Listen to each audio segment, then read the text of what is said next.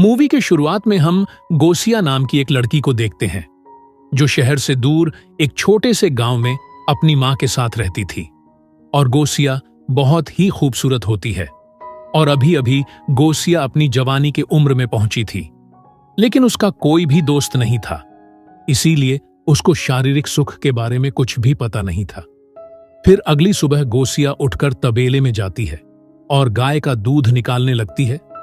उसके बाद वो उन गायों को चराने के लिए जंगल की तरफ ले जाती है।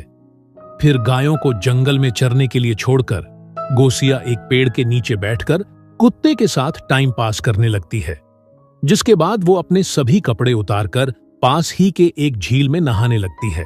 लेकिन अचानक उसे ये एहसास होता है कि जैसे कोई उसको छुप कर देख रहा हो। फिर इधर उधर देखने पर उसे कोई भी नहीं दिखता, तो उसे लगता है कि ये शायद उसका वहम होगा। उसके बाद गोसिया वहीं पर लेटकर आराम करने लगती है, लेकिन तभी उसके ऊपर किसी की परछाई दिखाई देती है। तब गोसिया ने भी उस परछाई को महसूस कर लिया था और इसी चीज को सोचकर वो रात में सो भी नहीं पाती। तभी उसकी मां उससे पूछती है कि तुम इतनी देर रात तक क्यों जाग रही हो। लेकिन गोसिया अपनी मां को ठीक से जवाब नहीं देती, क्योंकि वो अपने शरीर में होने वाले बदलाव को लेकर परेशान थी और उसे ये बात अपनी मां को बताने में शर्म आती है।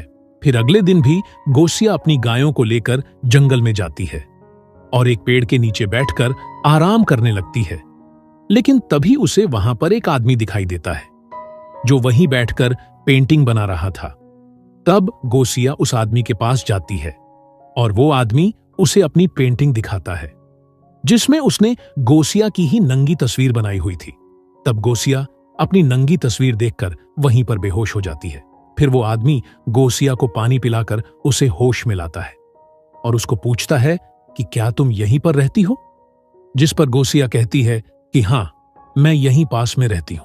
और साथ ही वो उस आदमी से पूछती है कि तुम कहां रहती हो?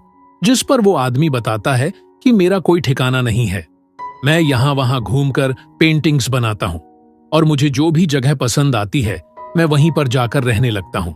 जिसे कहकर वो गोसिया के करीब आता है और उसके जिस्म को छूने लगता है। तब उस आदमी का ऐसे छूना गोसिया को अच्छा तो लगता है, लेकिन वो शर्मा कर वहां से चली जाती है।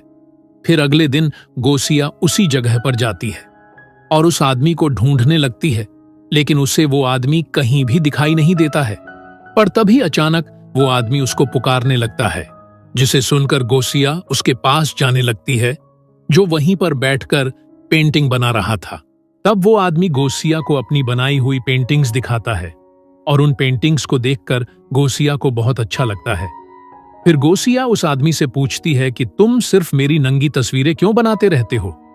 जिस पर वो आदमी कहता है, क्योंकि तुम बहुत खूबसूरत हो और तुम्हारा हाथ देखो, ये भी कितना खूबसूरत है। उसके बाद वो गोसिया से कहता है कि तुम जानती हो कि तुम्हारा जवान शरीर तुमसे क्या चाहता है? जिस पर गोसिया कहती है कि नहीं, मैं इसके बारे में कुछ भी नहीं जानती। तब ये सुनकर वो आदमी गोसिया को उसी की एक नंगी तस्वीर दिखाता है और कहता है कि तुम्हारे शरीर को शारीरिक सुख चाहिए, जो मैं तुम्हें दे सकता हूं।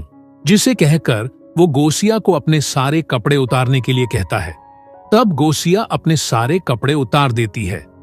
फिर वो आदमी उसके जिस्म को छूकर उसको उत्तेजित करने लगता है।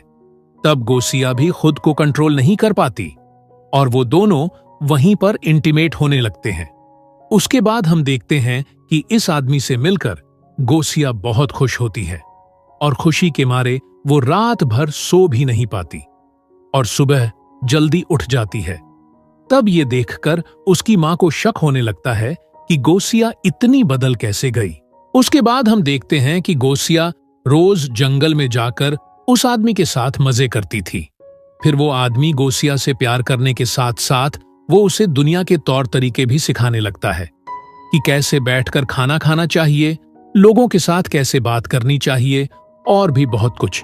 साथ ही वो आदमी गोसिया के लिए बहुत सारे नए नए कपड़े भी लेकर आता है और वो सभी कपड़े गोसिया को काफी पसंद आते हैं। फिर एक दिन बारिश के कारण वो दोनों एक पेड़ के नीचे बैठ जाते हैं और आपस में बात करने लगते हैं।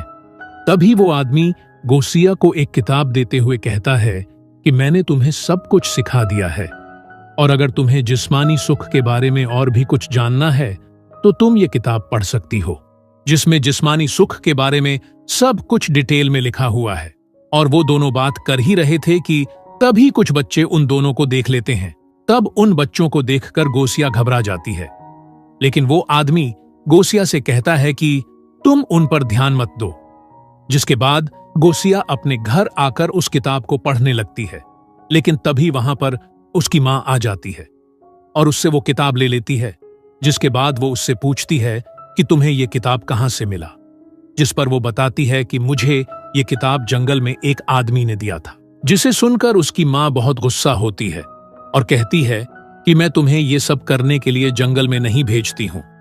अगर तुम प्रेग्नेंट हो गई तो मैं तुम्हें नहीं छोड़ूंगी।